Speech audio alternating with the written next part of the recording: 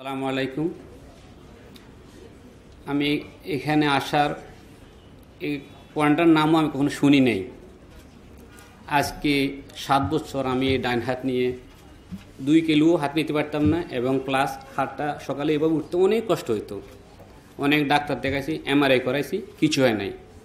তো এবার হজের থেকে আসার পরে আমার ছোটো ভাই বললাম আমি কী করতে পারি, আমার তো আর সহ্য হচ্ছে না। এটা ওষুধ খাই, ভালো লাগে, ওষুধ বন্ধ, ব্যথা আরম্ভ।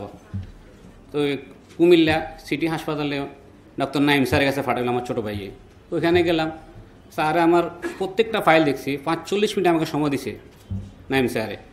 দিকে আপনাকে আমি 1 টাকার ওষুধ দিব না। বললাম স্যার এত কষ্ট করে আসলাম, আমার 1 টাকা ওষুধ নিলে আমার এই ব্যথা তো কমতেছে না। আমি ওষুধ দিব না, আপনি তো আমার একটা পরামর্শ নেন, এটা দিতে পারি। আচ্ছা স্যার পরামর্শটা দেন। তো আমাকে স্যারের পরামর্শ দিছে, কর্ণম এখানে যান, এখানে যাওয়ার পরে আপনি ব্যথা স্যার এত ওষুধ খাইলাম, এমআরআই করলাম, এখানে গেলে আমি ভালো হইতে আমার এটা কী বিশ্বাস আছে।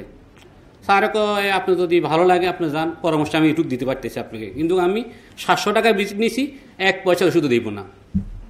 তো আমি বললাম সাইডে কী হয়, এরপরে কয় দেন। ফেভারটা নিয়ে আমার শুধু একটা গ্যাস ট্যাবলেট দিয়েছে আর একটা ব্যথার ওষুধ দিচ্ছে, ও চলিব 500 পাওয়ার ওষুধটা দিছে। তো এটা নিছি, নিয়ে বাইরে যে আমার বাইরে গেলাম, ভাই এমনি এমনি কয়েক কাজ করেন, সার্জন বলছে লক্ষ লক্ষ টাকা খরচ করছেন, এখানে 9,500 টাকা, আপনি যান।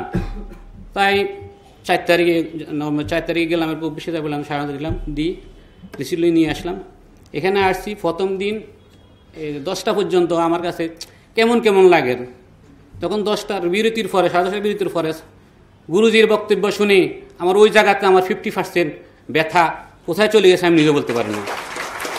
বাকি এই 4 দিনে গত রাত্রে সহ 8টা বাজে যখন আমি যাইতেছি, তখন আমার রুমমেট আছে ভৈরবের, উনি বলছি আমি তো ওষুধ খাই না আজকে 4 দিন পর্যন্ত, আমার কাছে আলহামদুলিল্লাহ খুব ভালো লাগতেছে।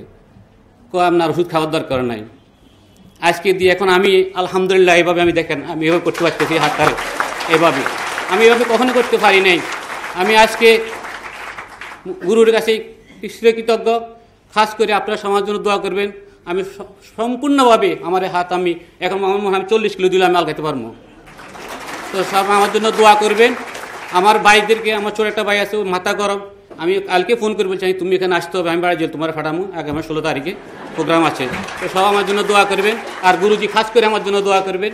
আমি চলে যাবো 20 তারিখে, 30 তারিখে দোয়া করবেন। আমি সব অবস্থা থেকে বাহার আনি। আসসালামু আলাইকুম।